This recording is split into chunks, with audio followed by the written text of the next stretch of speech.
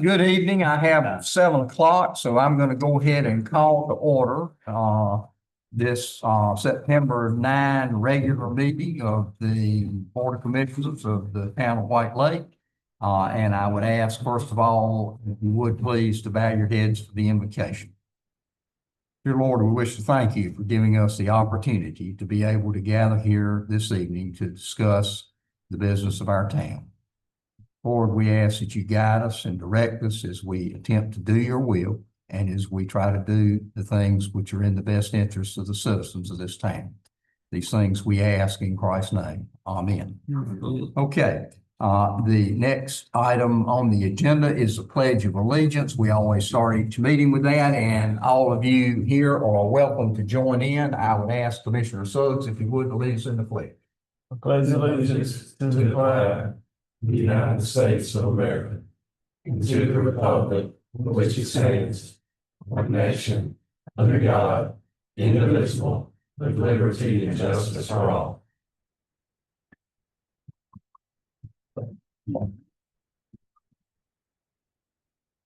All right. Okay, next on our agenda items are the approval of the consent agenda items, and I would point out to you, and you should have at your desk a packet entitled Supplemental Agenda. So I would ask for in approving the consent agenda items. Item A, agenda adoption, would include the agenda as presented with the supplemental agenda presented to you tonight. So with that correction, I would entertain a motion that we approve the consent agenda items with the agenda supplemental as presented. So moved. Second. Motion second. Any discussion? Not all in favor indicate by saying aye. Aye. All opposed, like sign. And before I forget about it, let me mention Commissioner Hilton had another engagement tonight. He will be leaving probably around 8. Yeah. Is that correct? And so it's nothing personal when he gets up and leaves. He's not disgusted and he's not walking out on us. He's got something he's got to attend to. So just wanted to give you a heads up on that when you see him leave the meeting. Okay, the next item that we have on our agenda tonight are our administrative matters. We normally have a White Lake Water Management Project update that is given to us by Dr. Diane Larson. And Dr. Larson is here in person with us tonight. And so she is going to be presenting a report to the board. Diane, I'm glad you could make it. Looks like you got in just in time from your trip to the Caribbean. Is that for the colorful shirt? Okay, good deal. Board members, I would ask you, we will take questions. You'll notice there's some note cards at your place. I am going to handle this in such a way that Dr. Larson will present the information she is going to present. We are not going to interrupt as we go along. And when her presentation is concluded, I will recognize any board members who wish to ask any questions. If you will make a note of those and hold that until the end of the presentation. Okay, that being said, Dr. Larson, I'm going to turn this over to you for your report. Okay, thank you so much for that introduction. And thanks, Tina, for handling the technology here tonight. I'm standing over here because I'm going to need to point to the screen a few times, and the pointer I brought does not work on this screen. So some of you have heard me speak, but it's been a while, like years. I have presented to the board and also conducted a series of workshops, but that's been some time ago. And since then, I've been submitting monthly reports for you in writing. But I just wanted to give you all an introduction in a different way as to who I am. And it can be spelled out with 3 numbers. So the first number is 23, and that signifies 23 years of service on the board for Mount Pleasant Waterworks. I was elected in September of 2002. So I have been a decision maker organization that's large compared to your board, but it's grown tremendously over the course of my years there. When I started, we did not have any debt. Mount Pleasant was a very fast-growing community, and with growth rates of around 10% annually. So our utility was doing everything, scrambling just to keep up, and we charge impact fees, and so we're just rolling in the money. Well, growth was not considered to be necessarily a good thing, and they slowed the growth way down so that the infrastructure could catch up. And so the town is much bigger now, and our organization is much larger. We just approved a $60 million O&M budget for the next year. We do have a fair amount of debt now. 500 miles of distribution lines for water and about that many for our collection system and 2 wastewater treatment plants. So a big organization. I was interested in serving because of my interest in water, but getting into a position like that, you've got a lot to learn, and finance is one of the things you have to learn. But also learning how to be a good decision maker and working with your colleagues to get things done.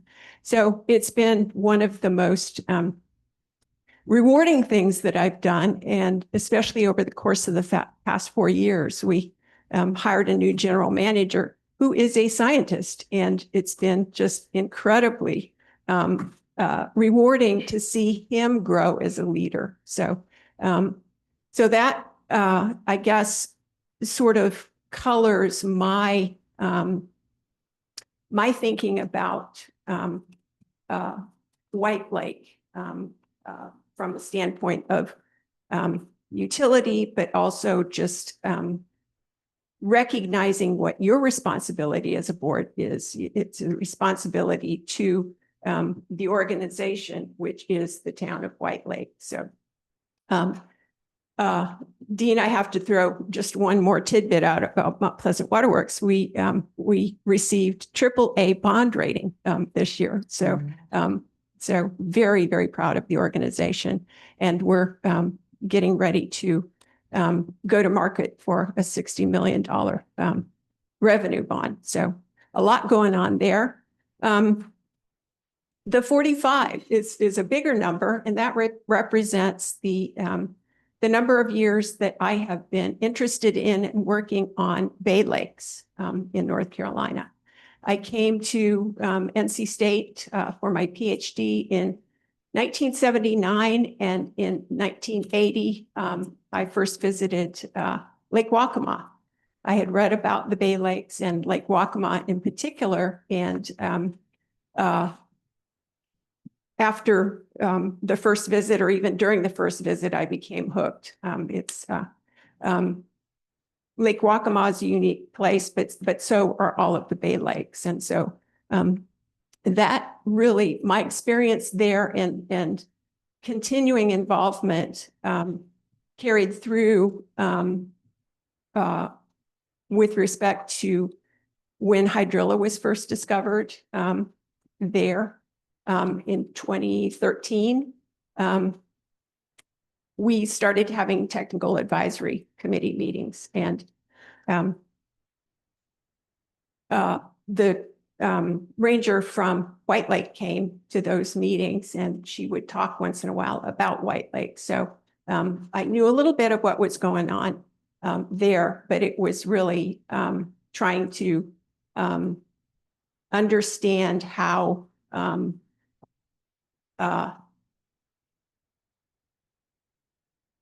the changes taking place at White Lake that I had heard about secondhand, related to the changes that I was seeing taking place at Lake Waccamaw as well. So the last number represents the number of years that I've been directly involved at White Lake.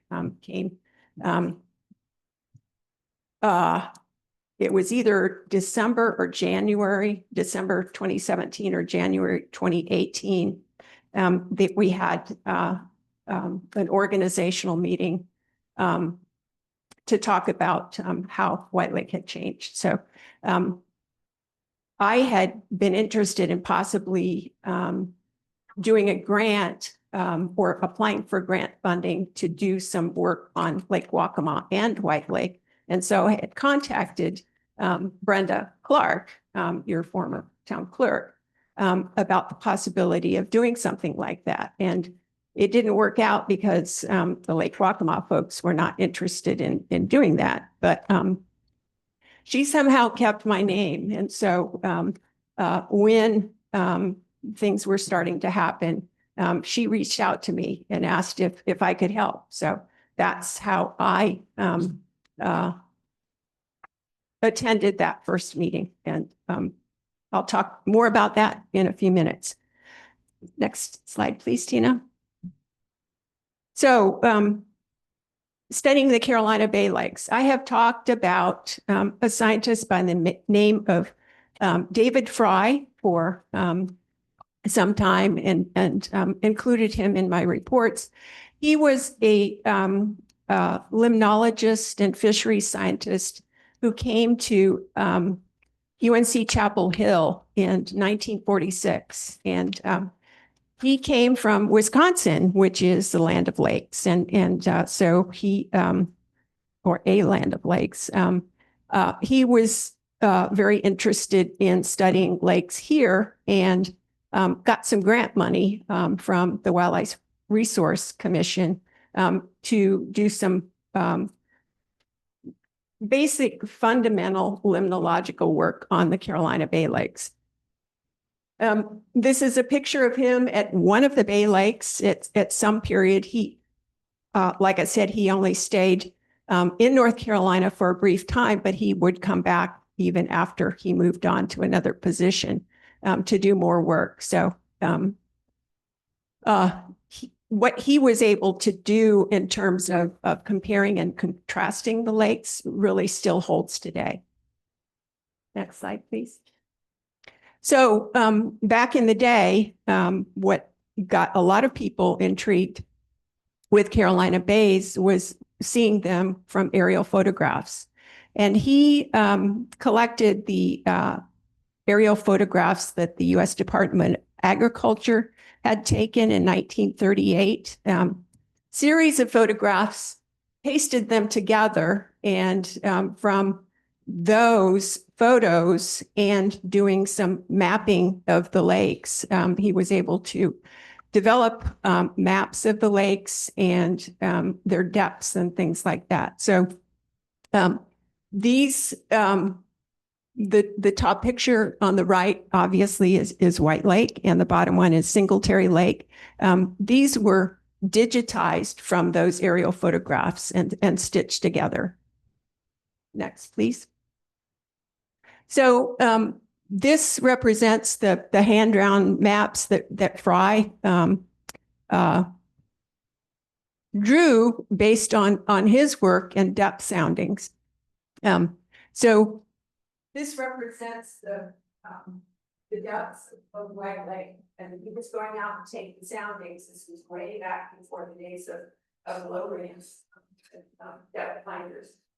He also took samples of the bottom, and I guess what I would like you to hone in on with that arrow is the fact that about 50% of White Lake sediments are muddy and what he called pulpy peat, which is, organic but very mucky sediments. So while we see around the perimeter of the lake sandy sediments, in the deeper portion of the lake, it is mud. He showed how every Carolina Bay lake is nested within a larger bay, and some of the lakes take up a much smaller portion of the bay than others. And Guatemala, the top left of there, takes up most of its bay, whereas Joe's Lake takes up a much smaller portion of its bay. That's crazy.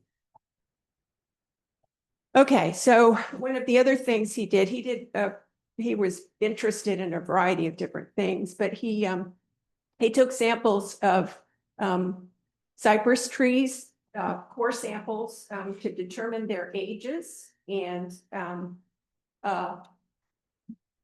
determine when those trees would have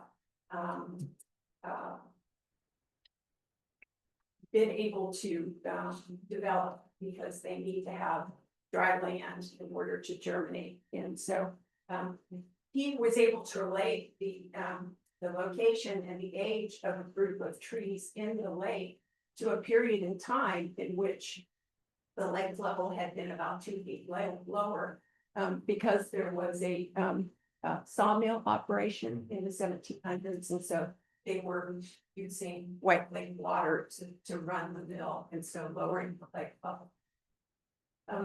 Okay, next slide, please, Tina. Okay, so that same sort of concept, taking core samples, can be done with sediments as well. David Fry wound up helping to start a new aspect of lake science called paleolimnology, by taking core samples of the sediments, and you have to work with the muddy sediments. So he was collecting the muddy regions of White Lake and Singletary Lake and some of the other bay lakes. He was looking over the course of time backwards. So he found different types of sediment at different depths, and he was looking at pollen grains. And so microscopic work, but looking back through time at what types of pollen were prevalent in the surrounding area that would have blown into the lake and settled to the bottom. And so he was looking at basically how the climate had changed, resulting in different kinds of trees. It was much colder, obviously, back in Pleistocene times than now. So, so that project started in that. That's fine. Go ahead. He also was interested in Carolina Bay formation more generally, and the origin of Carolina Bays. Again, he did a lot of work by hand, but he took a publication where they had located Carolina Bays and superimposed that on the map of the coastal plain and the different shelves, inner and outer coastal plain, to see how they were clustering. This is what has been done just very recently using more modern methods to locate Carolina Bays. And this is a website that's available from NCPQ, Carolina Bays in North Carolina.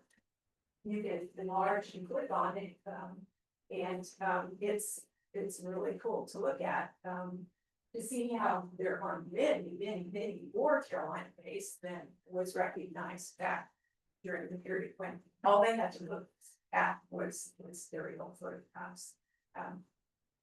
This map and others like it are based on LiDAR, which is ground penetrating, so it can look at very subtle differences in elevation. Next slide, please. So when you zoom in a bit, and this is why I live here, bay trees, Singletary, and then Jones Lake up here, is that there are a lot of very small Carolina Bays also, but they all share the same perfect elliptical shape, which is Fascinating. Next. Okay, so even back in the day of David Fry and before, there were a lot of ideas floating around about the origin of Carolina games. And when people saw them from the air, one of the ideas which came to mind was a meteor shower. And but there have been other things proposed over time as well. It's kind of interesting. One scientist talked about armchair theories because he felt like, you know, some of these things were proposed without people actually having gone out and taken a close look on the ground and how they could work. But one of the most vocal debaters, at least here in North Carolina, was a botanist by the name of B.H. Wells. He was at NC State University, very well-known botanist.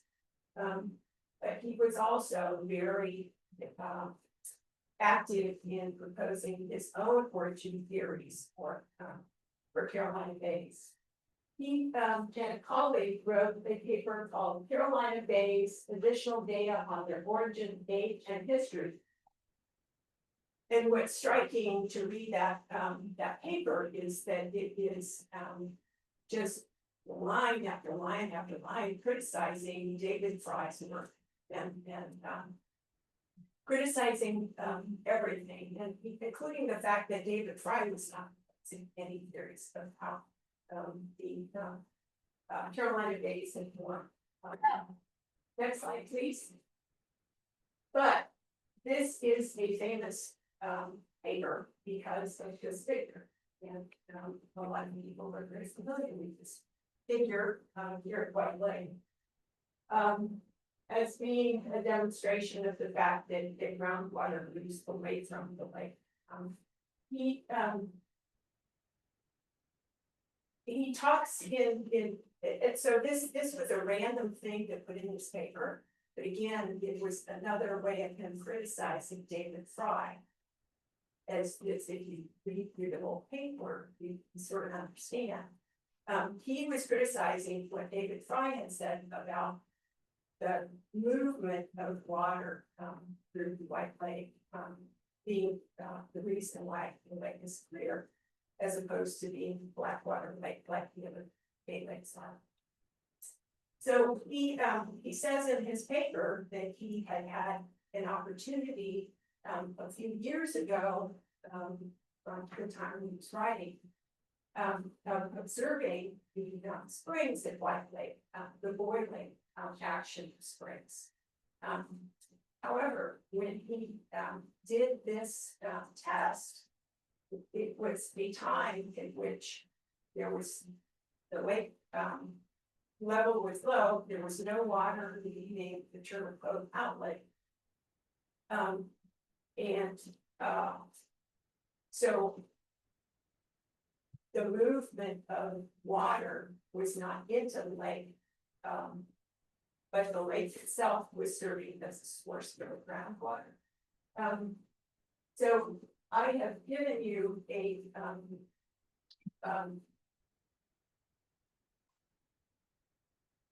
resource talking about groundwater flow, and I've made copies of it again for you.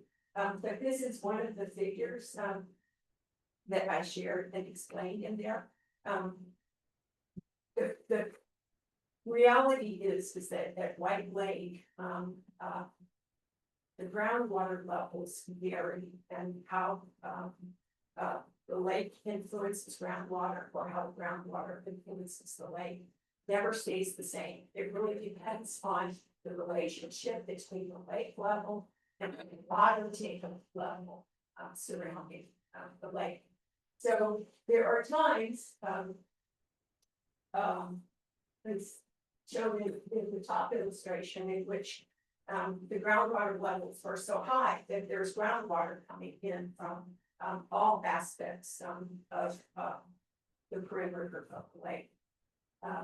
Much of the time, there's a situation like the bottom, in which there's groundwater coming in from the eastern side of the lake shore and leaving on the western side of the lake shore. So it's what we call a flow condition. What the condition was when Wells did his well work was the middle situation in which water is leaving the lake because the lake surface is higher than the groundwater level. So that means it's trying to find equilibrium by moving into the groundwater. So so it's not a situation of the springs pushing water away from the lake shore. It's the lake itself is a source to the groundwater because the water table is low. So over here is the drawing, rough sketch that Curtis Consalvo, who was the consultant that Jim Carey with the Lumber River contracted with to do review of the geohydrological work around White Lake. And so he sketched out a situation which he explained the concept of the boils and the springs being the situation in which the hard pan layer, road clay layer that underlies much of the lake and surrounding area, it's not uniform. There are places where you find it, and places where you don't find it. Well, there was no hard pan found at the springs locations, and so he explained how water could move under pressure and come out when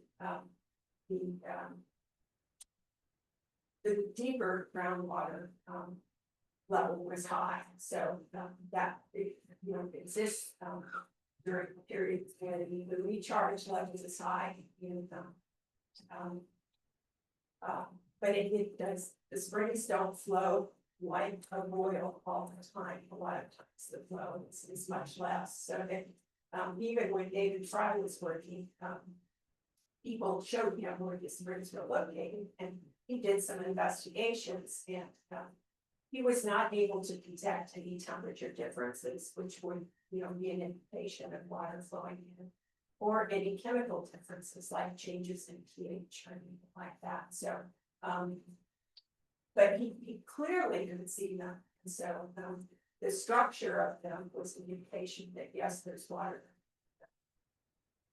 And they're still there, and they still function, but how much volume really depends on the recharge to that deeper aquifer level. So there have been more recent studies done on the origin theories of Carolina bays.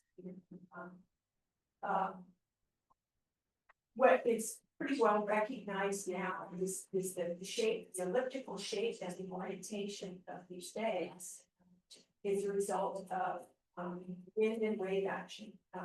Back during Pleistocene times, the prevailing winds were pretty strong in one direction, and that created eddies within these water-filled depressions and creates the perfect elliptical shape. So there have been lab studies which have shown how this is possible to. Next, please. People are still working on Carolina bays and better understanding them. What we know now is that Carolina bays are formed on unconsolidated sediments, that means sandy sediments, silty sediments, that would have been blown by strong winds in the past. So helping to create not only eddies, but sand rings, which are so curious. One thing, I'm sorry to say, the meteor theory has been disproven for various reasons. One is they found no evidence that would indicate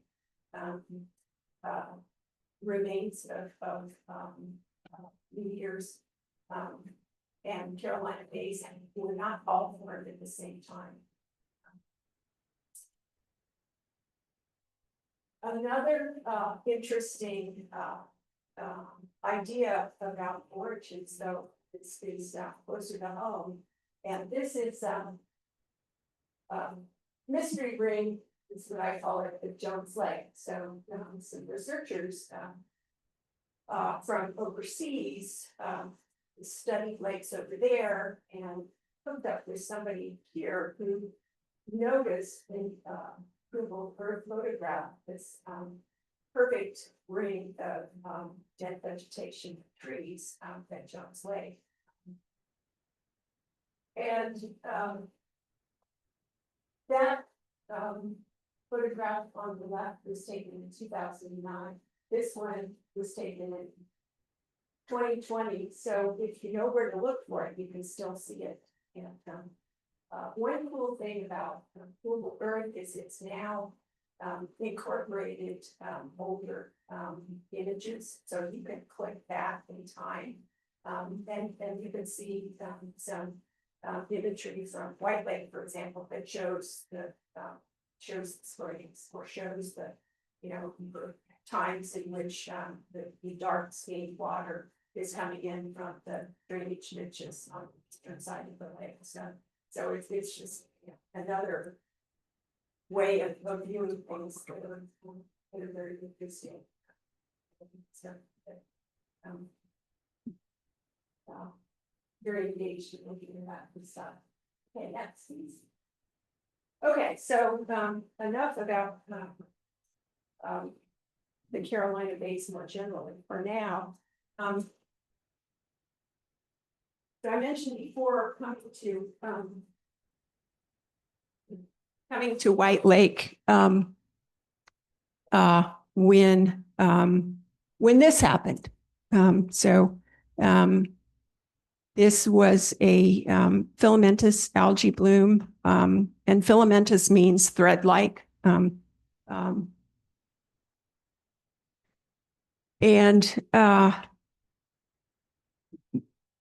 The town, I believe, had asked to have more study done of the lake, and so DEQ was sampling the lake in 2017, and that's when this happened in September of that year. And so this was the first no bloom like this had ever happened at White Lake, as all of you probably remember. I remember that first meeting, including folks from the town of White Lake and DEQ people and some representatives from at least one, I'll call it a vendor company. And everybody got together to listen to the report that DEQ made. Well, I remember this photo very well because Goldston was holding up a large blow up of the photograph. And one of the things that he said was, we're going to do something no matter if it's wrong or not. And or words to that effect. And so there was groundswell of interest in addressing this situation. Well, it just seemed like, the train was leaving the station with respect to something's got to be done. I found that a bit alarming based on what I know about the lakes. And so I got up and said, well, I think doing something, you can't be sure that you won't have unintended consequences. So I really approached this problem from the standpoint of, let's not do something, let's do the right thing. So we worked with state parks to help organize a technical advisory group to work on the lake clarity issue. And at the same time that this happened, NC State personnel who did a survey of the lake found the aquatic weed hydrilla in 85% of the lake. So that science group was tasked with figuring out not only what to do about two problems, but whether it made sense to focus on one over the other. Okay, so we spent several sessions talking about options. There had been proposals made. I mentioned one company who was very involved. They wanted to treat hydrilla and treat the bloom at the same time with different products, of course, but they wanted to do the work. There were companies who are not even companies, but wannabe companies who were proposing to let them come to do a demonstration project that the town would pay for so they could figure out whether or not their technology would work. And then, word of mouth, brought others to throw their hat in the ring with respect to doing something. So we really tried to work with what the best approach would be. And I guess one of the reasons why I felt compelled to get involved was because I've been a member of a lake management organization for a number of years and have had, attended workshops to learn about some of these methods and things like that. So I think I had a better sense than most with respect to what potentially could work best. And so I engaged with a colleague who also is a member of that organization to join that group to provide more expertise to figure out what to do. So long story short, what the decision was to focus on the bloom and to do an alum treatment. And the alum treatment would not only take care of potentially coagulating the algae, but also coagulating the phosphorus, because the phosphorus level had gotten very high. And that's a pretty standard lake management technique, is to address high phosphorus levels, bind it up, and then more normal conditions can result. But we really didn't, we were faced with what DEQ had written in their report with respect to what the problem was, and they felt that the problem was the town's wastewater system causing the high phosphorus and nitrogen levels in the lake. So, so there was a interest in focusing on groundwater, and the town pretty quickly decided to engage with the Bald Head Conservancy to do some work to take a look at that.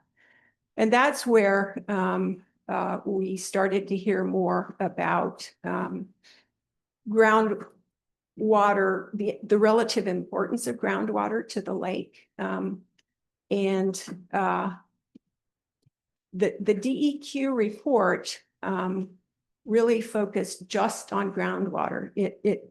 And not understanding why the pH of the lake had changed. But,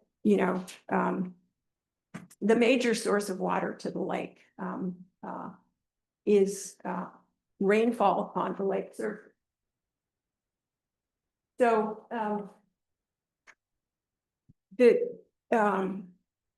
issue is one in which there were two things changing pretty much at the same time.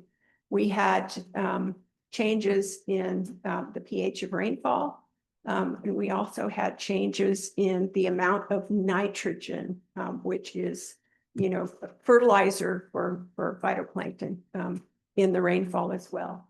So this quote is attributed to a scientist, an atmospheric scientist at NC State, who I spoke with about, the data I was collecting, and he just cut to the chase and said, you don't have a pH problem, you've got a nitrogen problem. And the reality is the nitrogen problem, you can go ahead, is a problem pretty much all over the world. We have benefited by the production of nitrogen as fertilizer to the point of having too much of it now. And so White Lake is got a lot more nitrogen in it now than it used to, but a lot doesn't necessarily have to be much for a system like White Lake that has always been a low nutrient system. So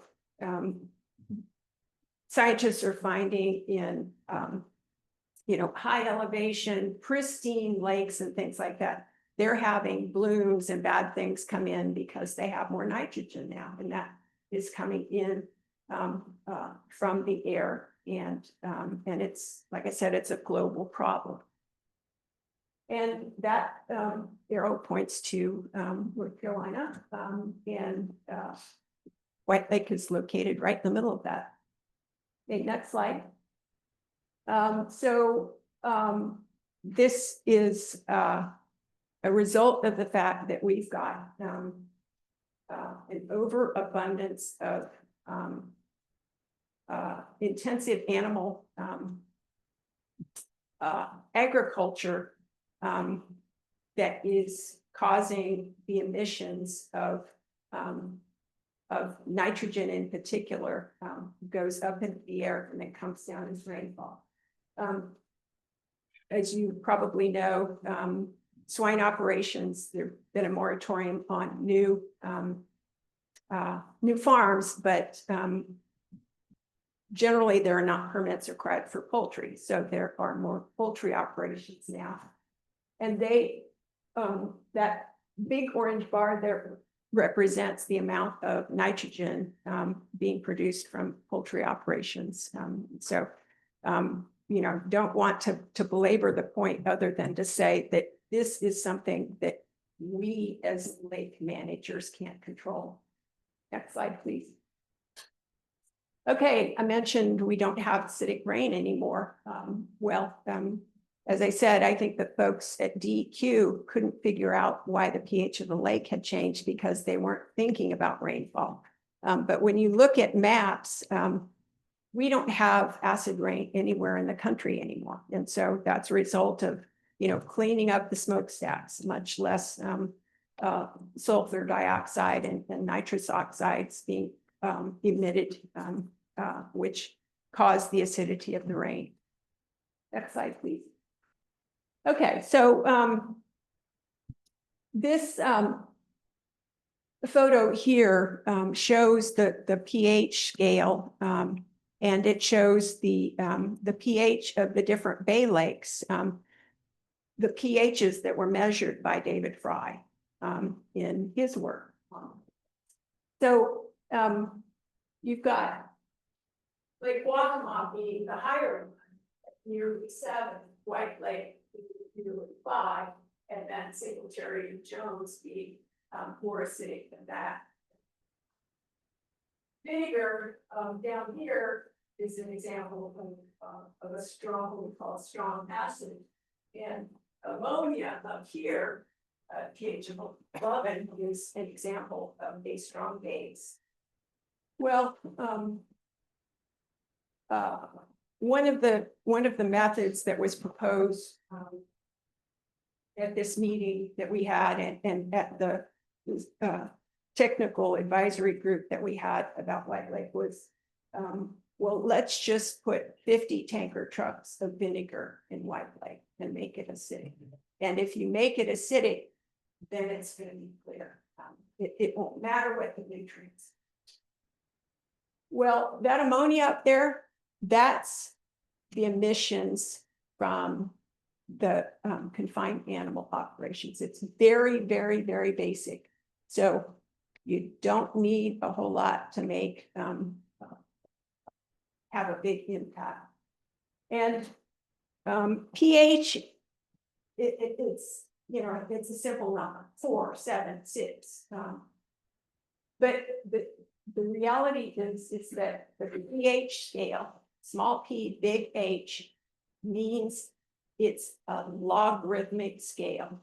So every 1 unit change you have from 5 to 6, that's a 10-fold difference. From 5 to 7, that's a 100-fold difference. It's 10 to the minus 5 or 10 to the minus 6 or 10 to the minus 7. So those numbers represent the hydrogen ion concentration. And so that's a critically important thing to understand about pH is, you know, talking about these small numbers means big differences.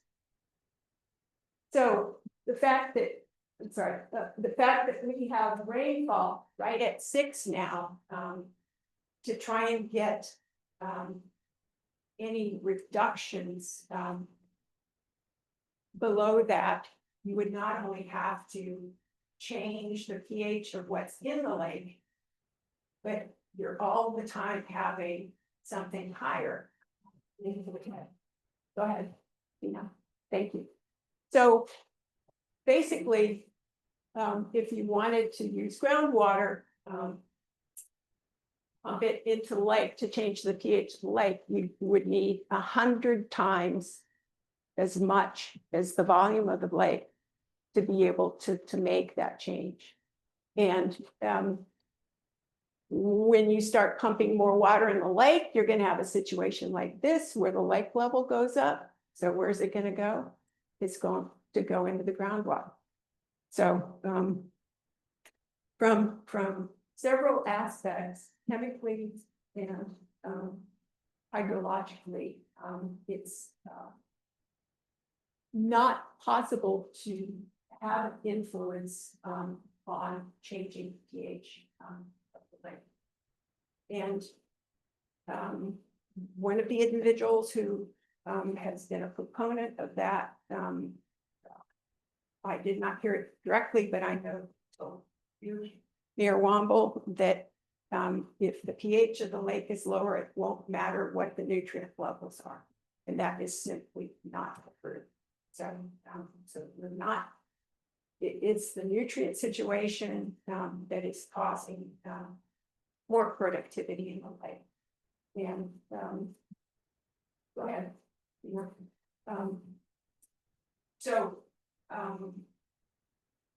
It didn't take long to figure out that you know what DQ was saying was not exactly accurate with respect to hydrology, and then you know getting the Baltic Conservancy folks involved and getting them, you know, doing monitoring and you know, providing the information. They provided it in a very technical way, and so I tried to serve as an interpreter sometimes, and you know continue to try and do that. But it really it's fundamental to understand that the lake really is the lake and the groundwater are intimately connected, but it's a two-way street, and they always, you know, water level wants to come to an equilibrium.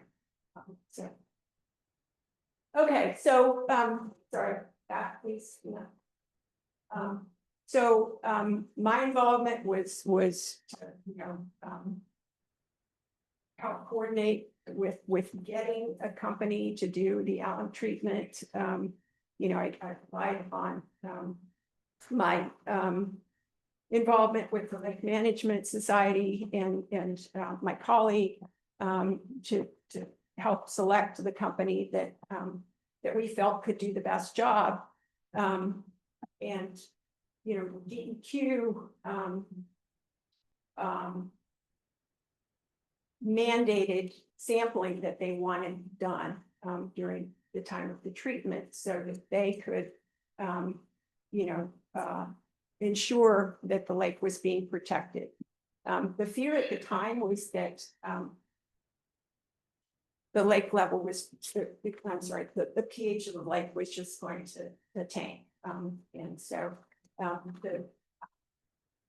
the treatment involved two substances, both of which contain aluminum, but one was acidic and one was basic. So there were separate tanks on a barge, and they were injecting these two substances into the water to do something called flash mixing, so that was the first contact that those substances had with one another, and that created this sort of a white flock, and that was the active ingredient basically for coagulating the phosphorus and so the DEQ just mandated a certain amount of that sampling, and they were out there sampling too.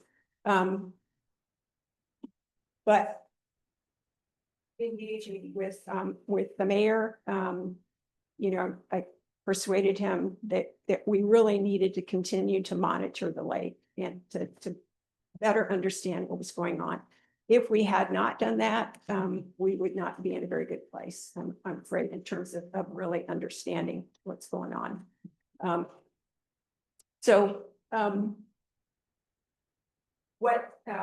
What's been learned from basically 8 years of work now is the lake, because it is very shallow. Sunlight hitting it, the fact that it's well mixed from the wind, means that conditions can change very quickly, and that same goes for the phytoplankton in the lake as well. Temperatures, things like that, which also influence growth. But basically, we have the same life in the lake now that we had when it was more acidic.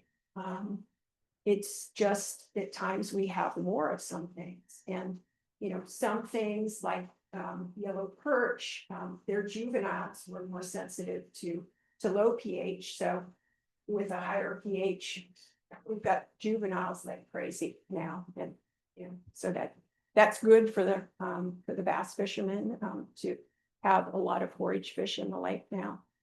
But the aquatic vegetation also is the same stuff that we've seen in the lake since people first started looking. We have not had any occurrence of hydrilla, another good thing. And we've not had the development of a cyanobacterial bloom. The filamentous stuff really is pretty much, you might see a little bit of it, but not much. So that's been a great outcome. And the reality is that White Lake is still a low nutrient system, particularly with respect to phosphorus. I talk about having more nitrogen in the system now because of what's coming in from the air and the rain. But we don't have higher phosphorus levels. They're basically what they have been historically. They might be higher in the summer, but because they're not high, there's no indication that we need to do any further treatment to reduce or coagulate phosphorus. Thank you.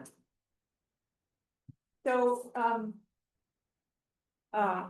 White Lake is special. All of Bay Lakes are special, but White Lake has its special flora and fauna as well. And the phytoplankton that are, well, one of the groups of phytoplankton that are special in this lake are called desmids, and they're people who identify these things under the microscope tend to like things that are different and cool and kind of attractive. So there have been people studying them in the Southeast for a long time, and they have or they determined that the Southeast is really a hot spot for desmids. So it's special that they're here. Next slide, please, Tina. With respect to bottom vegetation, this is a filamentous green phytoplankton, or not phytoplankton, sorry, filamentous green algae that mostly hangs around in the bottom. So after the alum treatment, the lake did not magically clear up. It was very, very much better. But you remember in late 2018, we had a little thing called Hurricane Florence, where we got a huge amount of rainfall coming into the lake. After that period, the phytoplankton population sort of had a rebound, and then they were gone, and it was crystal clear. Then this appeared. This is called Lugiosha, and I can go back to historical records from 1950, where they identified this as being one of the types of algae that was found in the lake. It was collected at that time because people were complaining about the filamentous algae found on the bottom of White Lake. When lake levels were low, the boats were stirring it up. So, yeah, it's been on the radar for a long time. There are other things that are special about the vegetation. One of the things I sort of think is cool that people may not recognize, the word bladderwort. That's a carnivorous plant. So you've got carnivorous plants that live in lakes and bogs and things like that, just like you have carnivorous plants out in the green swamp and places like that. So, okay, next one, please. So going back to the numbers on my very first slide, there are, I guess, three different components to the big picture here. With respect to the board, I guess, my experience would and has been that you need to find goals that are achievable. I think everybody that serves wants to make a difference, to have an impact, and feel like their time is well spent. But the goals need to be achievable, and I think that that's one area in which I, potentially can provide some assistance. I think, with a community, you've got to focus on infrastructure also, as you well recognize that you've got to keep things up.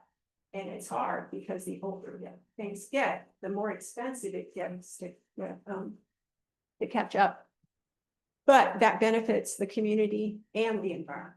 So, and I guess the other thing that I've learned is that really teamwork and partnerships and collaborations are what it takes to be able to, move the needle and accomplish some of these goals.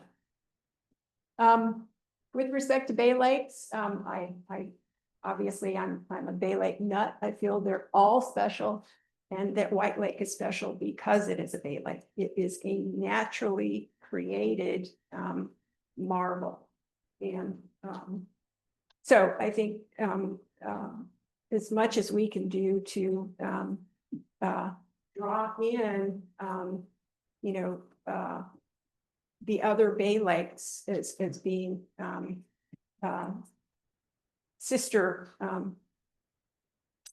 entities which are special, and maybe even work with other friends of state parks, friends of Lake Waccamaw, friends of Bay Lakes groups, and exchange and share what's special and how citizens are helping to protect and study these lakes.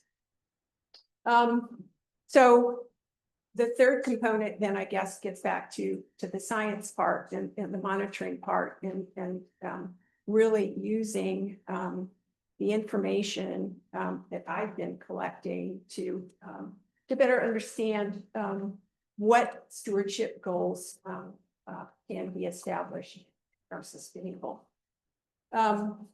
So I guess I would argue that the lake doesn't need to be fixed, but it does need to be protected. So the more that we can understand what the lake is and appreciate that, and that goes with respect to, you know, larger ecosystem as well as the things that are living in the lake, be helpful. Next slide, please. Okay, so I created a website some years ago to be able to share information, and there's a lot of information there. And I took a look at the end of last month at the number of site visits in the past 12 months. It's been over 6,000.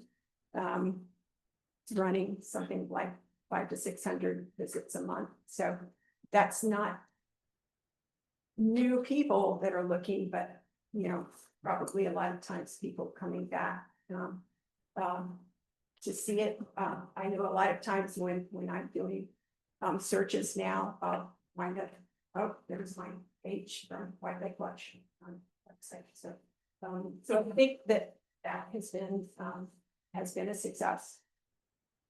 Next slide, please. The other thing that I've been working on really hard this year is getting a publication out. And so back to our favorite photo, Goldston. This picture is going to be on the cover of the Lake Management Journal that's being published this month. And it has a huge amount of data, both in the body of the paper and that can be accessed as supplementary materials. It's available online. And I want to stress that this is a peer-reviewed publication. That means you submit a paper and then it gets sent around to people who review it and decide whether or not it should be published, and, you know, provide suggestions and things. It turns out, you know, there was a lot of controversy with respect to the alum treatment because of the fish kill.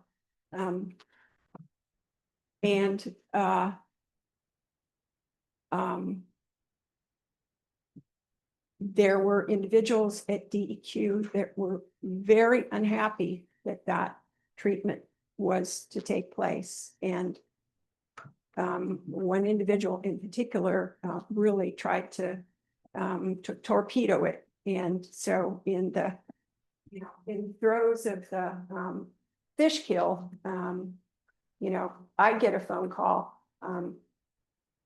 from a colleague of this person saying, just want to give you a heads up that you better get out of the way because we're coming after the town. So, you know, for me, it was like, whoa, what am I doing? You know, I'm here, no insurance, don't have an LSC, nothing. I'm just out here trying to do what I think is right. And so the hard feelings that developed because of the town's insistence in a not even shred of diplomatic component to it, made it hard, but it also was hard because of the belligerence of this individual who just, come hell or high water, you're going to pay. So, so we got through that, but I got jumped at the, next lake management meeting I went to that fall where I talked about the alum treatment. I got jumped on about the fish kip. I just tried to keep my head down and gather information so that I could really help explain what happened. And so again, I'm grateful for that work, but it turns out that we know a lot more now about the toxicity of aluminum or the lack thereof than we did back when this was done. So my work was really pulling all of that together, plus the experience and the data. And no one in that peer group had anything, any criticism whatsoever about any aspect of the paper. So I feel like that's a big accomplishment. And so I have paid the publication charges so that it's available online, so that anybody from state agency can access that paper and the data, so that if in the future anything does need to take place management wise, it's a resource for being able to tell an accurate story. And so I'm working on another publication which gets into more detail about the phytoplankton community and why it's special, but also I think a big part of why it's special is this kind of phytoplankton comes and goes. It's not like the filamentous stuff that came and wanted to stay. So, so while we may see an abundance of some of these desmids and things at times, it's usually very brief. And like I said, the lake changes very quickly, and it's very, very dynamic. So I think that's another thing to keep in mind with respect to, having to do something. It's like, well, the reality is that because of this dynamism, while we may have a bloom of something in February, April, 6 out of the last 7 years, what has been in the lake goes away completely in the month of May. So it's the time of the Lake Festival, which is nice. And then you get summer conditions in which some different players come, and that's to be expected because, again, they're responding to the nutrients, and we can't control the weather. So we don't know temperatures, we don't know rainfall, and how much is coming in with the rainfall.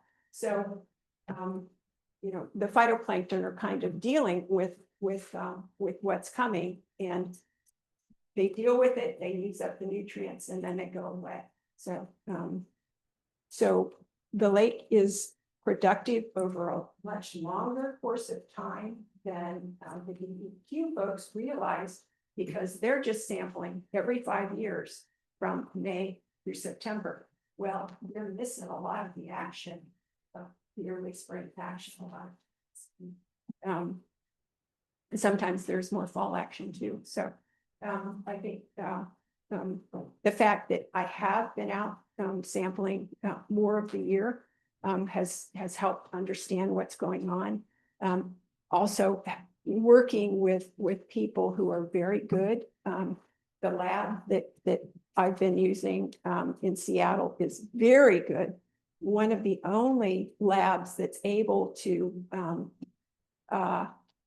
to detect the low phosphorus levels that we have in White Lake a lot of the time. So, you know, I don't want to throw DEQ under the bus because they're doing the best they can with limited resources.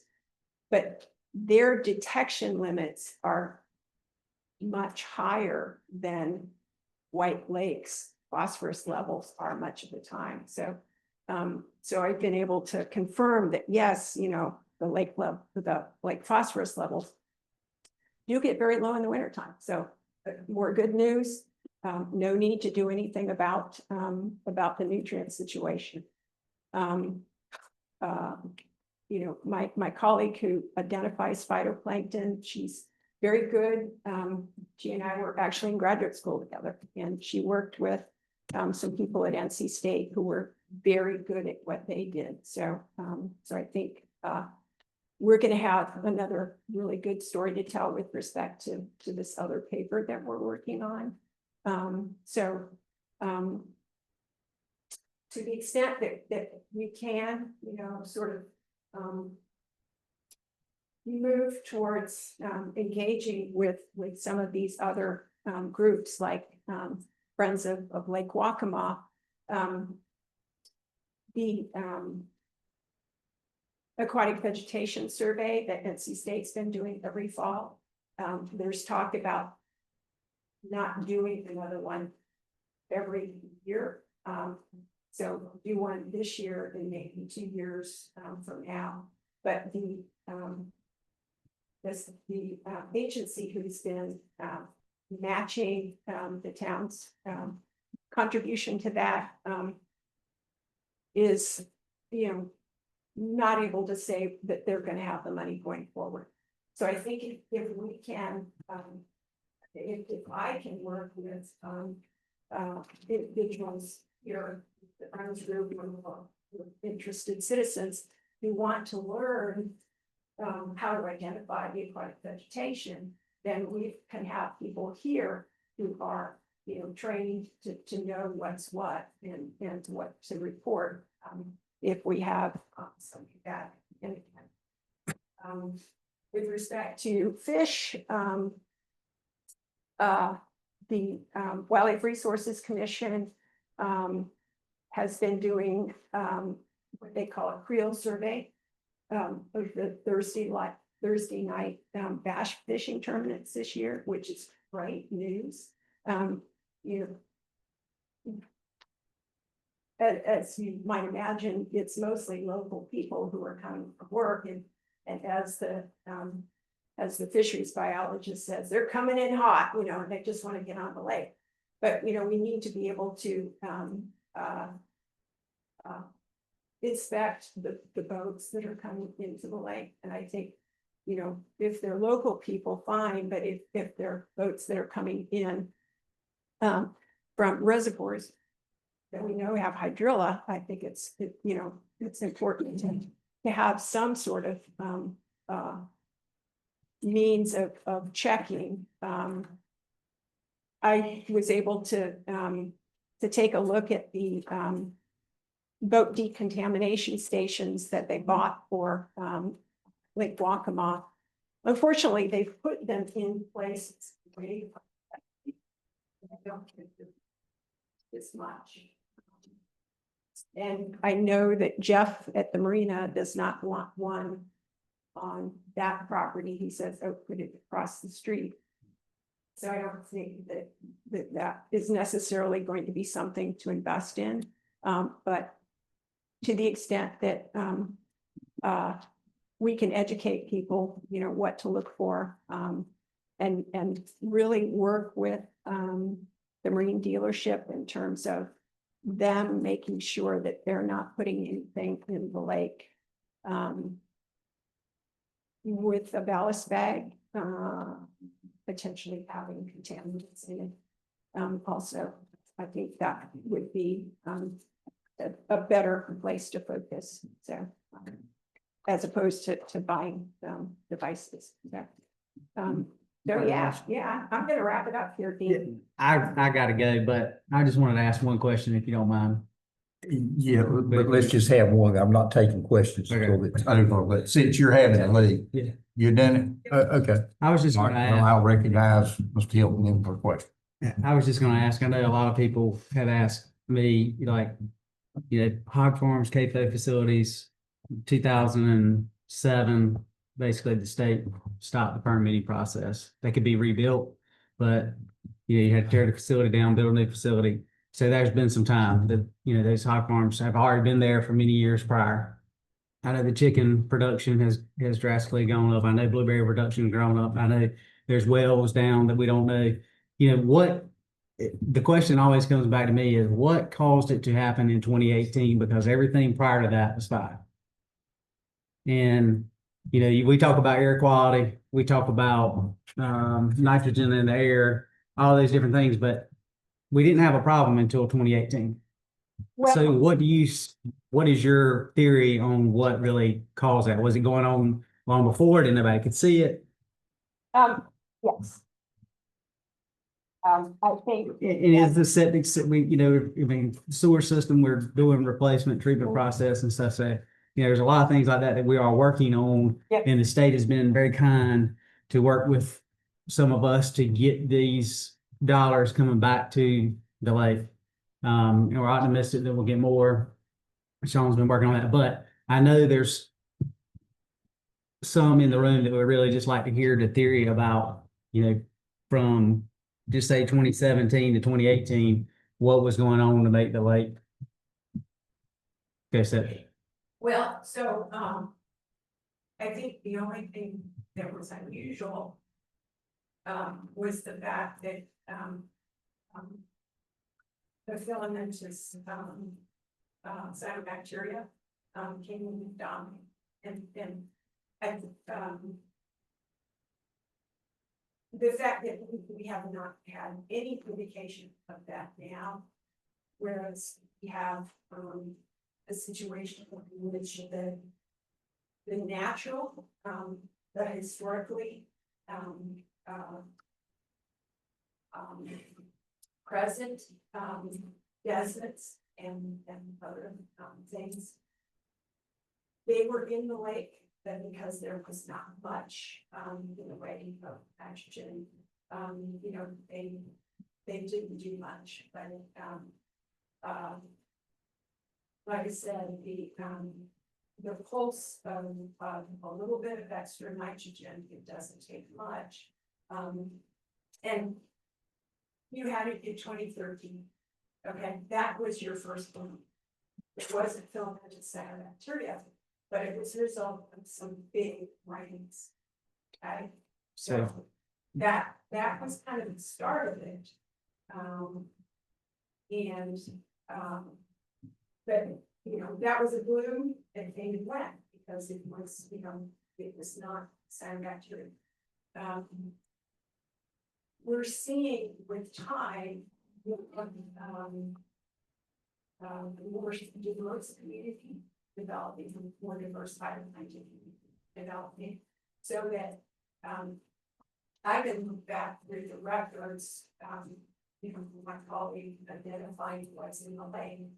The list of different things in this column initially, now it's this one. And that is a good thing in that you've got all of these different players sort of competing with one another and keeping a lid on, overdoing so much. So, we may have one, okay, well, I'm gonna have my, day in the sun now, then I'm done. And so maybe it's less later, somebody else will react to whatever nitrogen that's coming in, but it's pulses of things. It's not much. So it's not so much that we've had a light switch or something boom. It's like change now. It's been gradual. I think Q did, come and sample a few times I think in 2015, 2016, and then 2017, they did their big burst, I think, period. But they were documenting, this filamentous cyanobacteria at that time. And, they say, well, we didn't have sand bacteria in the lake, when it was a city, but that's not accurate. They can see it, that doesn't mean that. And one of the other state biologists, this will be my last question. Another state biologist that we met with and talked with says that one of the issues is the erratic rainfall, where we're getting 3 inches or 5 inches and we're not getting consistent normal. So we're flushing all this nutrient into is there any truth to, I mean, do you believe in that theory that, you got all this nitrogen potentially coming in because you're getting a lot of rainfall at one time, it's all rushing to the lake? Well, there is, there's wet deposition and there's dry deposition. I've been paying closer attention to dry deposition, dust that gets blown in. There is dry ammonia deposition that, that there's more of that than wet. So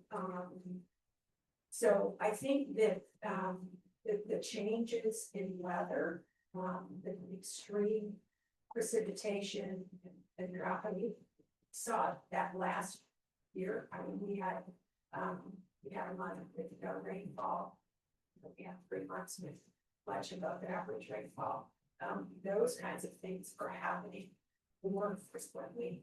And it's, if there were a lot of runoff coming into the lake, I guess, that argument of flushing stuff into the lake wouldn't make more sense, but it really depends on, weather patterns, which direction, things are coming from and all that too, but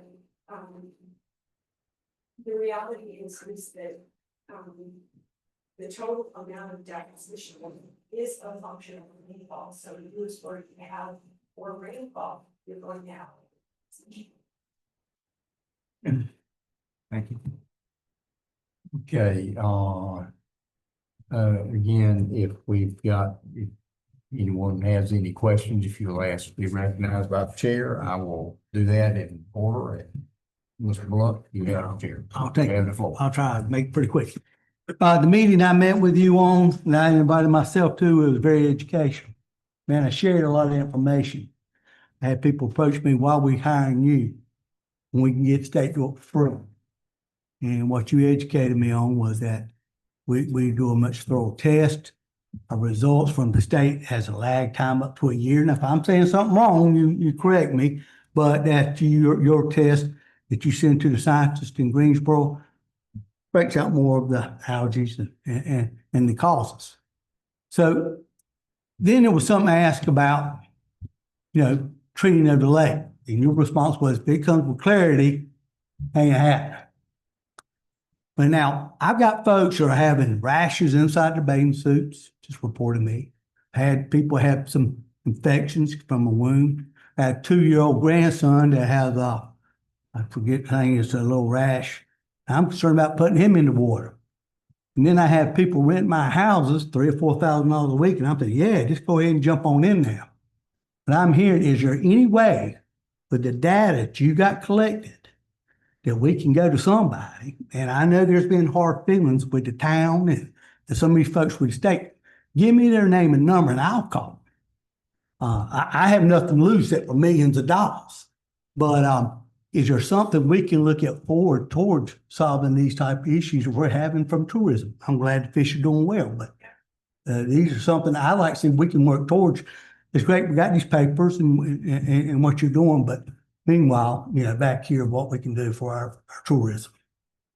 So,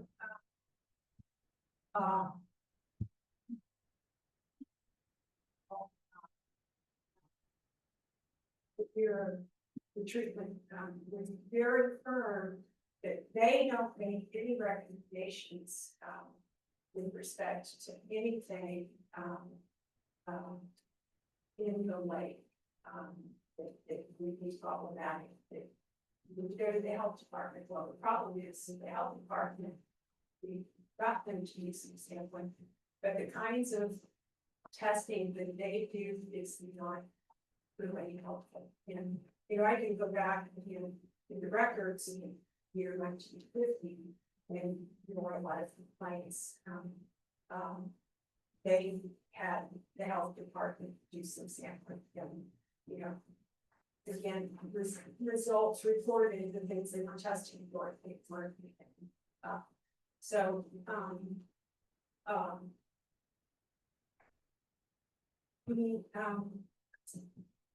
there is, a short paper, if I may have on the website, there, or maybe I shared it with Sean. But basically, the advice is to tell people it's off.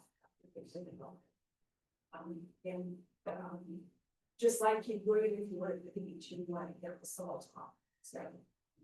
So I mean, it's, and I think there are places that where decomposing vegetation washes the shore. Then, certainly anybody that's in the water, that kind of stuff, you've got the different off. But another potential issue is one that was in the news in South Carolina this summer. There's a boy died from the amoeba that goes up your nasal passages. So that is naturally found in segments, and it's particularly well, it likes warm conditions, and so the summer is when you have to be aware of it. And honestly, I've always thought that is something that potentially is more of a concern with skiers and face planting, in a lot of outdoor stuff has been served up. So I think thing to do about a situation like that is to suggest or use those bugs. If you're sneezing and with children or whatever, I mean, it's just the chance of something happening on those, but you get the same response to questions about, well, should testing for this? Well, it's it is uncommon to be able to find it in flux, so that's why.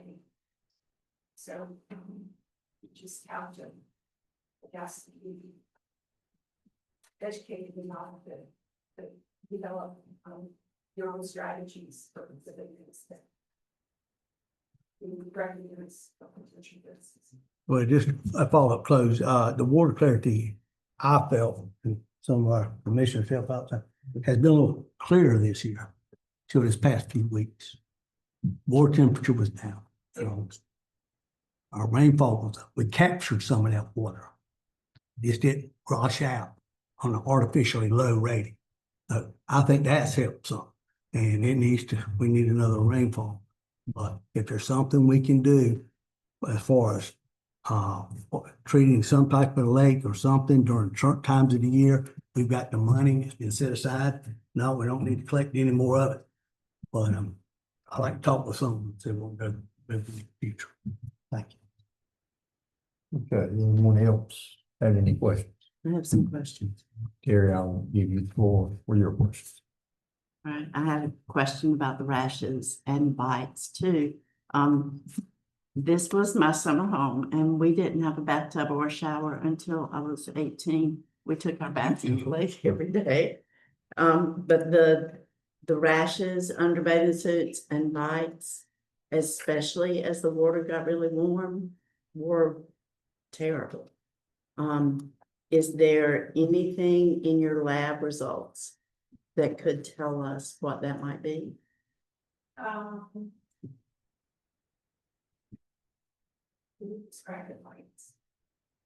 There were webs. And we have 10 grandchildren at our house, but they all go to 3 or 4 different houses. The only common denominator was swimming all day. And it was where the bathing suits fit.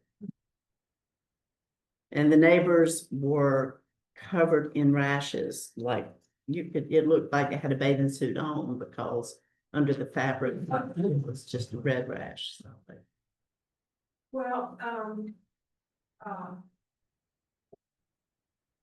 I guess what comes to mind is contact dermatitis. Could you speak up, please? Contact dermatitis. Haven't spent, better part of the day in the water with a suit on. I think that's maybe get some sand in your suit or whatever, but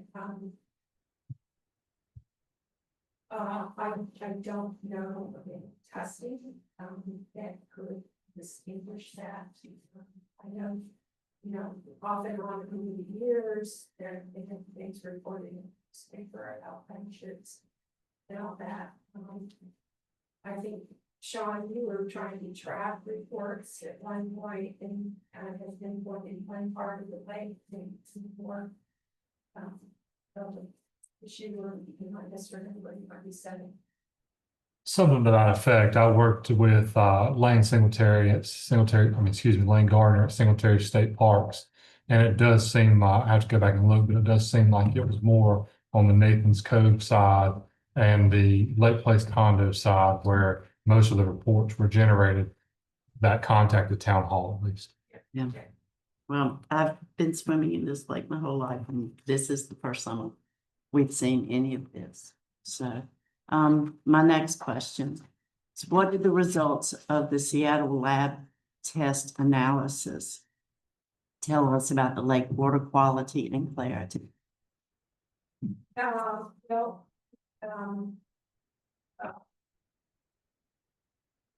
The lab tests are for nutrients, which are really chlorophyll, which is a proxy for phytoplankton amount. And I have no test for things like some of to that level has been creeping up in these years. But the lab doesn't tell me, so that's where I, put together the reports and make comparisons with the previous years at the same time, with different times of the year, and try and determine, if there are any patterns, and there are, what they're caused by. And what I'm seeing, again, is a trend to have more phytoplankton when there's more available nitrogen. And I was concerned this year because we didn't have that period of clarity. And so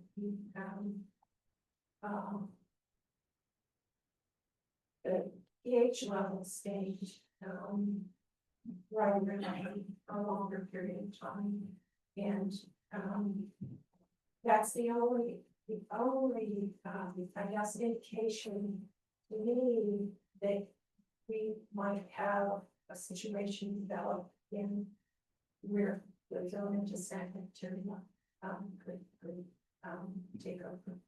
But the desmos, believe it or not, seem to be better compared to competitors, so they're utilizing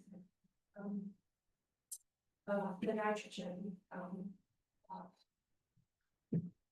for rapidly. We do have other kinds of cyanobacteria in the tends to be stuff that's really small. And then there's, what's found in the bottom. You've got these brick walls and, it's a matrix of mucilage with cells embedded inside. And so that stuff stays at the bottom, doing what the other stuff that makes it bottom does, you take advantage of the sediment nutrients and enough light reaching the bottom, to grow. Sometimes, those balls off to the surface in clumps, and you do see that. How seen that in recent years, and I've collected some today. Two things about that,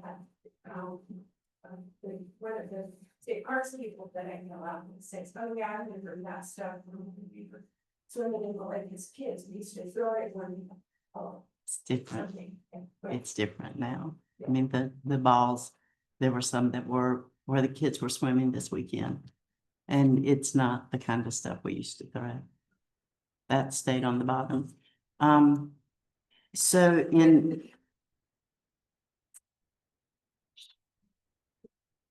Now. Is, that cyanobacteria is really good at sequestering phosphorus. So, it is,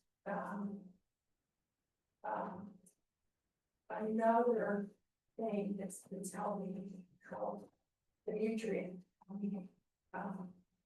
concentration and like, and so it's naturally usually less, some companies or even alum vendors proving the lake, put a layer of alum or phosphate or whatever material on the bottom to sequester phosphorus.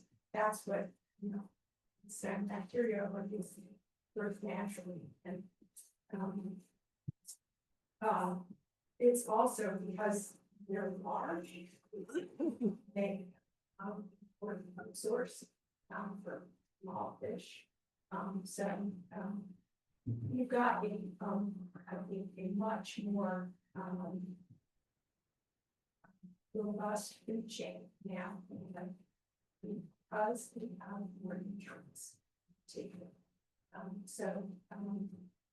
We've got other organisms which I don't sample, but that are found, sustainably in water, that are able to. Is that what those things, help me to manage your population? So, everything feeds everybody else or produces something that, so. okay.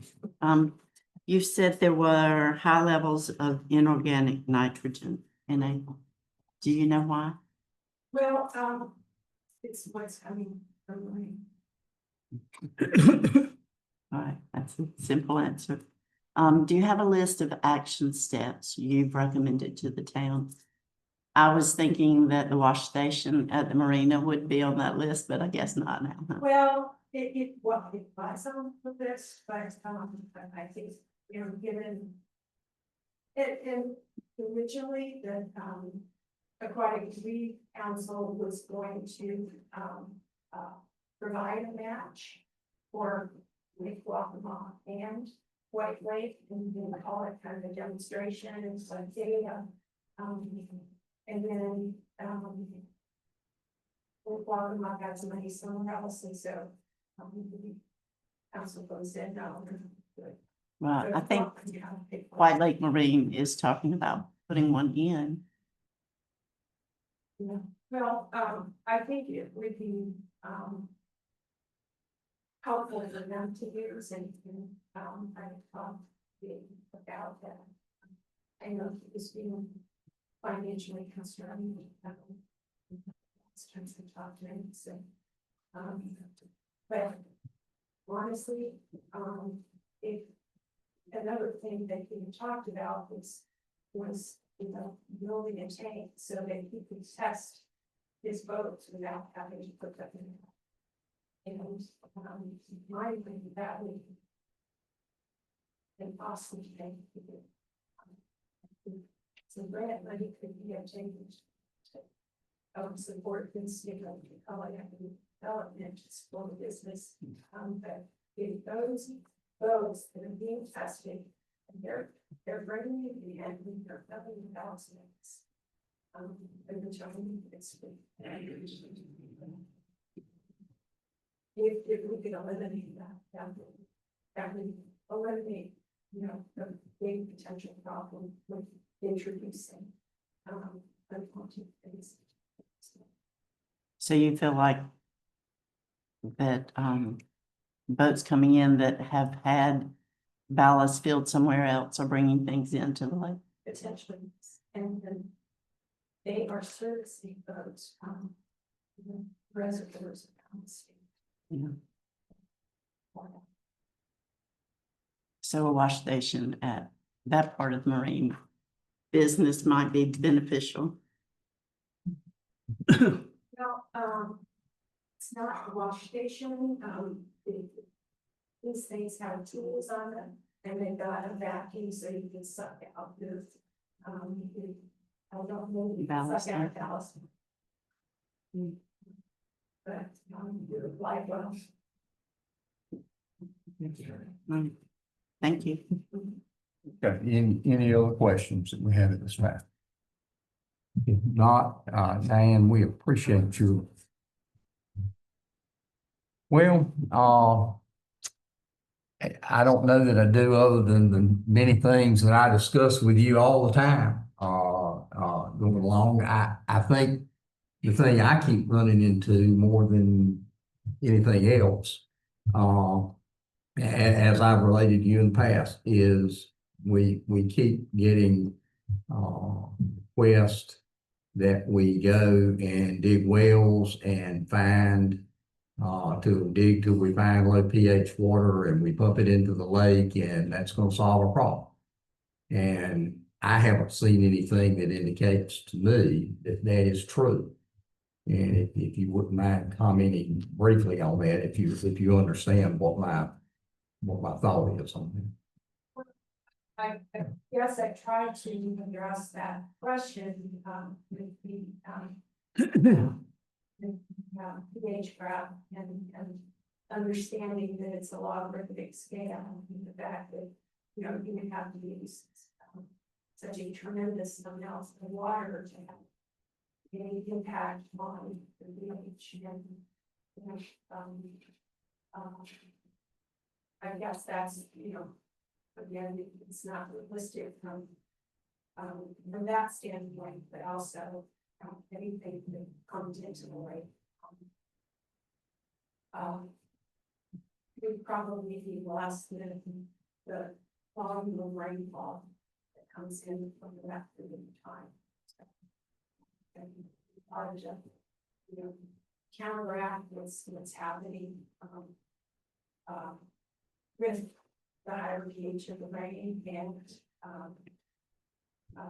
because that affects pumping is just not, it's not an efficient way of being able to, I guess if you empty the lake and start from scratch with some low pH water, then you still have rain falling on the 6, so before 6, and then you get, photosynthesis taking place, and that raises the pH even more. So.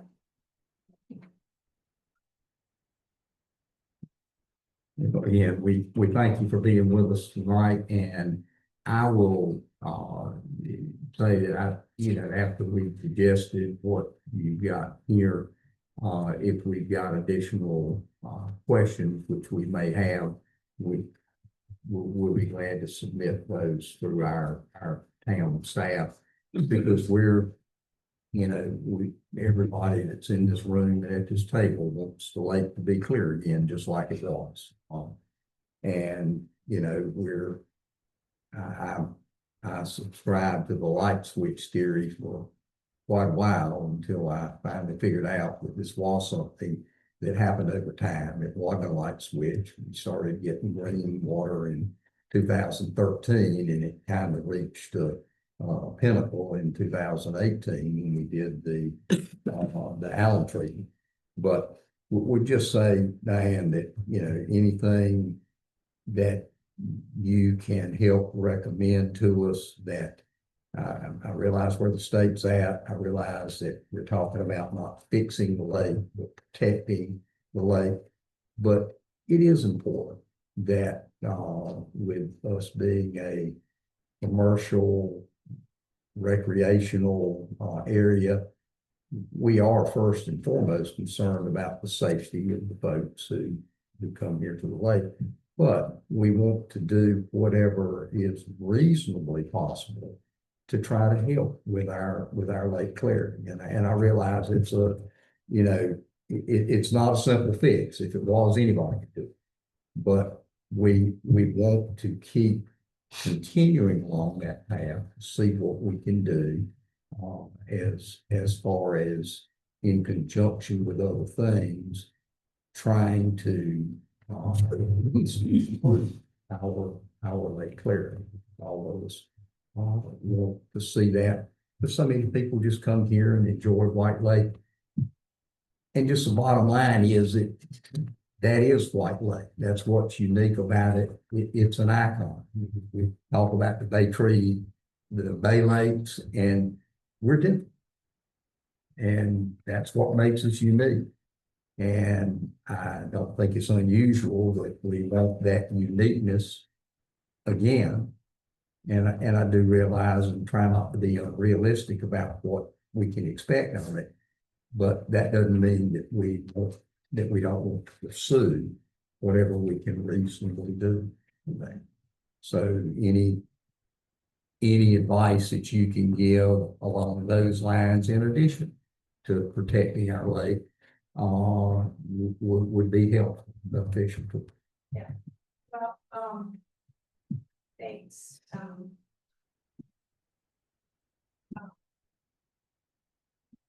No longer saying we're going to do one. Well, I learned that, you know, doing something, even if it's wrong, is not the way to go. But that having been said, it was, I think when you consider the time that was brought up, a lot of people, myself included, were very frustrated, were fearful of what was happening to White Lake, because we didn't know what was happening. And I just thought at the time that, you know, it changed relatively quickly, so we can change it back relatively quickly. And I have learned since then that that's not true. And I'm trying my best to follow the science, but, you know, in defense of a lot of the folks at the lake here, and I'm not going to say anything bad about the state, but we were getting reactions from them that were just not helpful to us at all. We had to fight like it was a civil war to get the alum treatment. And as you mentioned before, we had one person up there when the fish kill happened. I mean, I can remember meeting here with you and the fellow that was John Holtz that was doing the alum treatment, and the state had brought it to a halt. And we had to move heaven and earth to get that alum treatment started again.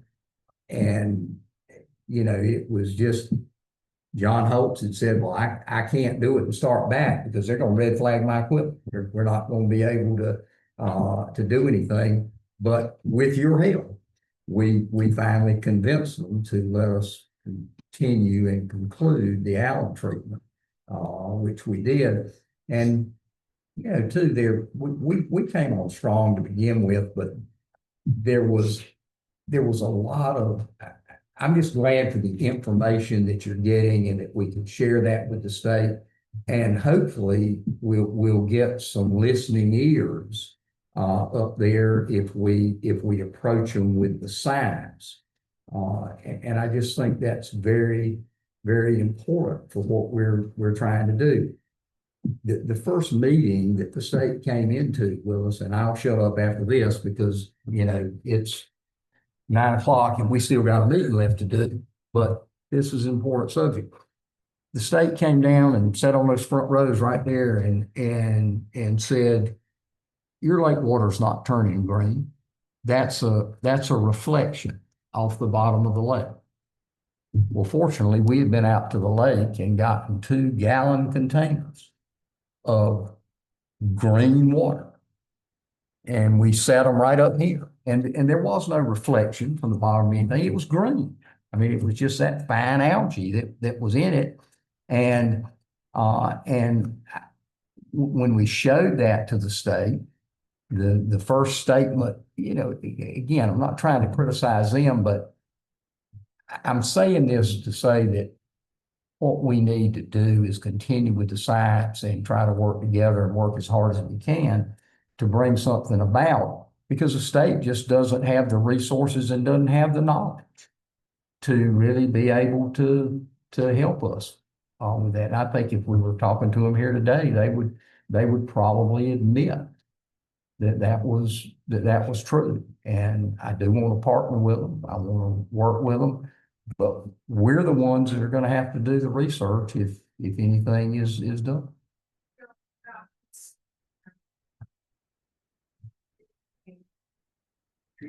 Rise would require flag broker.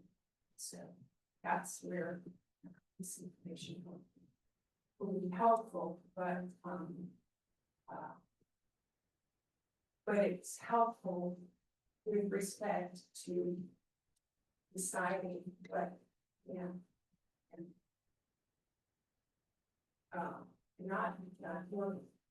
would not be a wise use of resources. So a lot of the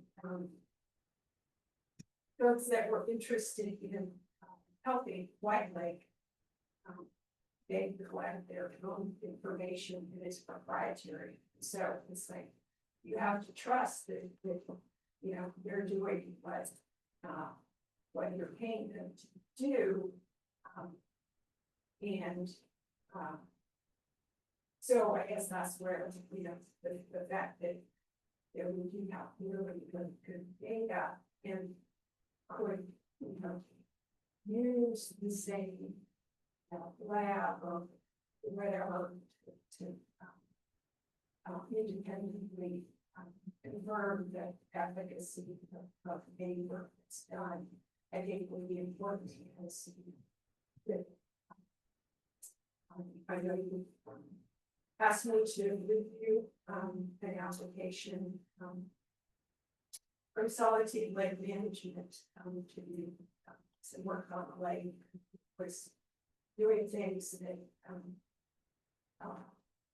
would not be helpful. One of the things was to do a treatment to bind phosphorus and phosphorus levels, as I mentioned, I want to work that, but their methodology appeared to be simply, dumping some substances in and then eyeballing it to see if it's working.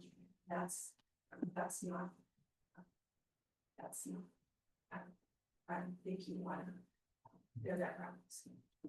Well, the final thing I'll say, and you don't even need to comment on this because we do have to wrap it up, but I know, as you stated in your presentation earlier, you were concerned that we didn't get a drop in the pH level in the spring this year like we usually do during May. Right. Yeah. And I just wanted the folks here to understand that with your testing and the things that you're doing, when we did the alum treatment, the reason we were able to do it, or a good part of the reason, was the identification of the cyanobacteria and what was going on. And I know you were testing for that this spring.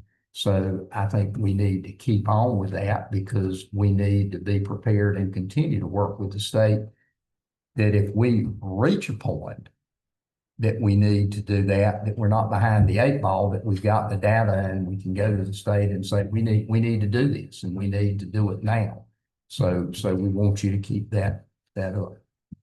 And again, thank you for being here tonight. We'll direct any further questions that we may have, and look forward to continuing to work with you. And we'll see about getting a download of your report that you were referring to earlier that you did, and I'm interested to take a look at that. Sure. Okay. Diane, thank you very much. Okay, folks, I suppose at this time we need to go ahead and finish and conclude our meeting. Jan, if you will, if you'll give us a little air conditioning, it probably would be good. I know you've been upping it so we could hear Diane speak, but we need to lower it down some at this point, and we'll try to speak out loud. Okay, let's see where we're at so that we can move through this. Sean, I'm going to ask you to move through as rapidly as you can. Item number 2 is the AIA project update. Yes, sir. For this month's asset and inventory assessment project update, the update is that we're approaching 80% complete with this project.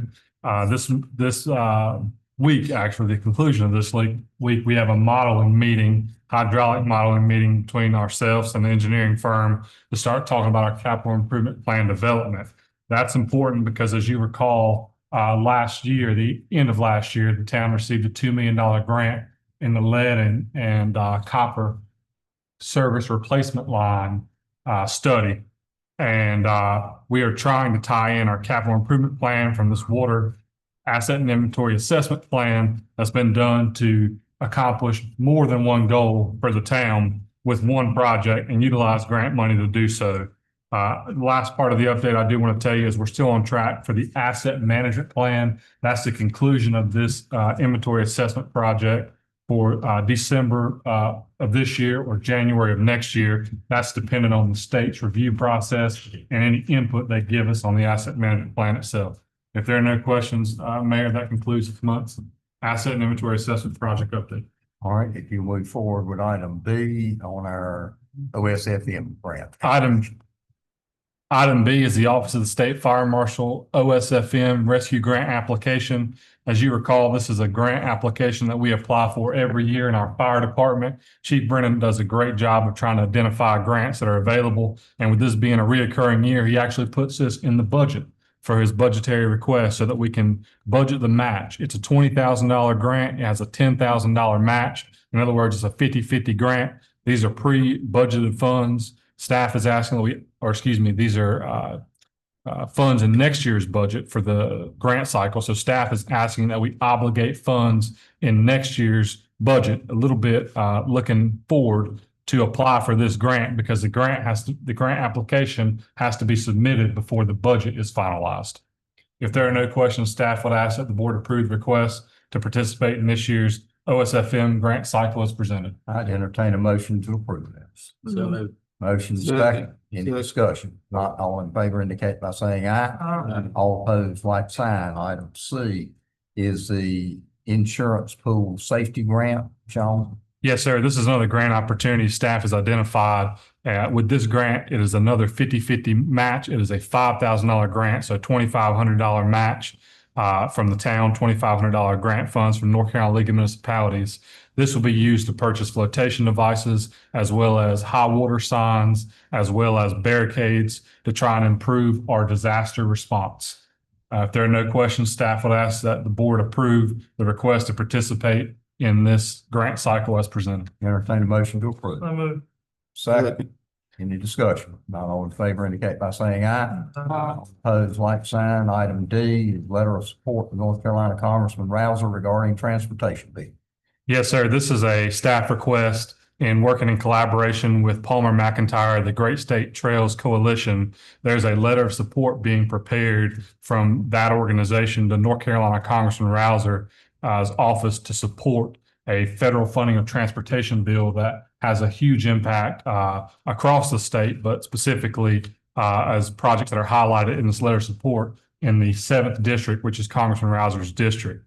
Staff requested that the White Lake multi-use path be added to this letter of support so that we could highlight a rural project where there were 2 other urban projects highlighted in this letter of support, which that request was granted. So this agenda item is twofold. One, to point out to the board that this letter of support is available should you want to contact Congressman Rouzer or try and add to the support that is currently receiving. And then the second part of the request is to authorize town staff to digitally sign on to that letter of support representing the Board of Commissioners. If there are no questions, staff would ask that the board support the letter of support to Congressman Rouzer's office as presented. Entertain a motion to approve. So moved. Second, Second. any discussion? Not all in favor indicate by saying aye. All opposed, like sign. Item 3A under ordinances and resolutions, ordinance number 2026-01, Sandy Ridge Capital Project. Yes, sir. This ordinance 2026-01 for the Sandy Ridge Capital Project is setting up the funds that were previously obligated and allocated for the project. This is to, just to remind you, this is to extend our water line to the Sandy Ridge campground area. And that project appropriation was $274,763. So as you see in the agenda item, the ordinance itself outlines the budget prepared by the engineer and gives staff the ability to work and correspond with the engineer, financially speaking, to pay those invoices and administer the project as adopted by the board. If there are no questions, staff would ask that the board adopt ordinance number 2026-01 as presented. Entertain a motion to approve. So moved. Second, Second. any discussion? Not all in favor indicate by saying aye. Aye. All opposed, like sign. Under item 4 is proclamations. We do have a proclamation that we will present for First Responders Appreciation Month, which is contained in item 4A of the agenda, and I would like to entertain a motion that we adopt that proclamation to relay to them. So moved. Motion second. Second. Any discussion? Not all in favor indicate by saying aye. Any opposed, like sign. If you will take a look at your supplemental agenda, which was handed out previously, at this time, we need to consider that. Sean, if you would briefly update on that so we can proceed with adoption. Sure. Agenda supplemental item number 1 is for a grant proposal. It's actually for an agreement to write a grant proposal to the FEMA Hazard Mitigation Grant Program services. That's administered by North Carolina Emergency Management. You heard Dr. Lawrence mention earlier about the importance of our wastewater system. And as you recall, staff has worked through several different means, one of them being direct appropriations through requests to the General Assembly and also to Congressman Rouzer's office. This is another means that staff has available to us, the town has available to us to apply for some funding, help to improve our wastewater treatment plant. This specific application through hazard mitigation would be for to address the bottleneck that exists at William Street. There is some backflow that takes place when the two, for lack of a better term, I'm oversimplifying this a little bit in the interest of time, but essentially wastewater meets from both directions at William Street and then conveys down from William Street to our wastewater treatment plant. This application would improve that system of delivery, if you will, from that existing infrastructure flowing to our wastewater treatment plant. And this application would also be to upgrade to a new wastewater treatment plant, the capacity and the capability that we have to treat our wastewater at our treatment plant through both times of storms, through times of heavy rainfall, and increasing the overall efficiency and effectiveness of our system. There is a $10,000 application fee here. I do want to mention to staff or to the board that if we are selected for our application, then that application fee is refundable under the grant scope of the hazard mitigation application. If there are no questions, staff would ask that the board approve the request to seek the FEMA hazard mitigation grant services as presented, and the $10,000 application fee for the board's awareness will come from our wastewater system improvements reserve fund. Entertain a motion to approve. So moved. Second, Second. any discussion? Not all in favor indicate by saying aye. All opposed, like sign, and you got one more with it, right?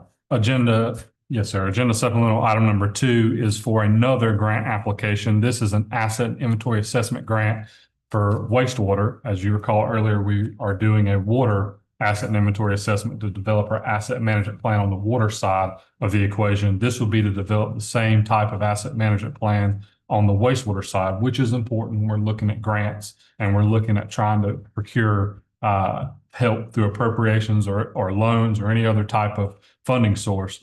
This would also be to look at the potential increase of our wastewater treatment plant in terms of a speculative limit. In other words, how much wastewater can we treat in a day? Some of that's done through studies of the different types of material that's the different type of treatment that the plant's capable of, but ultimately is done by an analysis of the clean water that's discharged at the end of the process out the plant.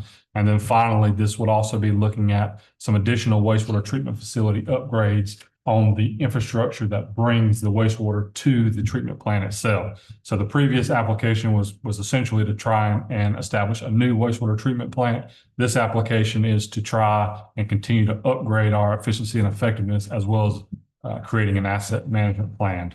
This grant application fee is also $10,000. The caveat with this one being, if we're not selected for funding through North Carolina Department of Environmental Quality on this funding cycle, this application will be reapplied at no expense to the town in future grant cycles as well. And this money would also come from wastewater infrastructure improvements capital reserve. If there are no questions, staff would ask that the board approve the 2025 sewer asset inventory assessment grant application as presented. Entertain a motion to approve. So moved. Second. Second. Any discussion? Not all in favor indicate by saying aye. All opposed, like sign. There's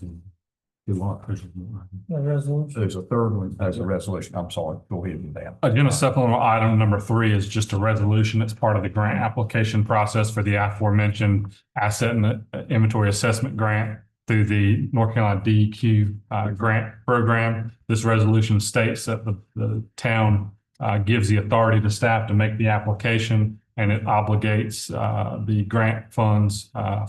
Basically, it's a formal way of asking for assistance from the state. This resolution is standard operating procedure. It's just a formal way of doing it. If there are no questions, staff would ask that the board approve the resolution for the town staff to apply for the sewer asset and inventory assessment project as presented. Entertain a motion to approve. So moved. Second. Second. Any discussion? Not all in favor indicate by saying aye. All opposed, like sign. That will conclude that. Under our other business, item A is departmental briefings and reports as we normally include. And the other business right quick, this letter I got from Clinton Street. Yes, sir. I do have concerns like those folks are voiced in this letter I received. Buses pulling on that street. Has that been addressed? Yeah, it has. If you'll check with Sean on that, they had a meeting, they attended on that, they're working on that, and he'll be glad to answer your questions. I had to call me. Yeah. They just got packed. All right, yeah. Okay, anything else? Item B is the 2025 Lumber River Council of Government annual meeting, October 16, 2025. If you would like to attend, please notify staff and we'll get you an invite to that. Item C is wanted to note that Elizabethtown White Lake area has been mentioned in the official North Carolina Trail Guide 2025. And the White Lake multi-use path, along with other trails in the Elizabethtown White Lake area, were mentioned in the North Carolina Trail Town Guide, and that we can get that available for you to take a look at. If I may add to that, it was the work of the tourism committee that made that happen. That's great. The Chamber Tourism Committee. Okay, good for them. Item D, Bladen Community College Annual Foundation Dinner. If you would like to attend on that, please again notify staff and we can see about making arrangements for that. And item E, just note we've got a transition from Southern Software to Black Mountain Software that began on September 2, 2025 with a live date for September 11, 2025. And we're going through a little growing pains with getting that transition done, but we're pretty close to having it, ready. So that concludes the regular items for the agenda. Without the open forum, it's 3 minutes per citizen. If you would like to address the board, please stand up to the podium, give your name, and you're allowed 3 minutes to address the board. If there's no one to appear before the board at this time, then I would entertain a motion to adjourn. So moved. Second. Motion second, any discussion? Not all in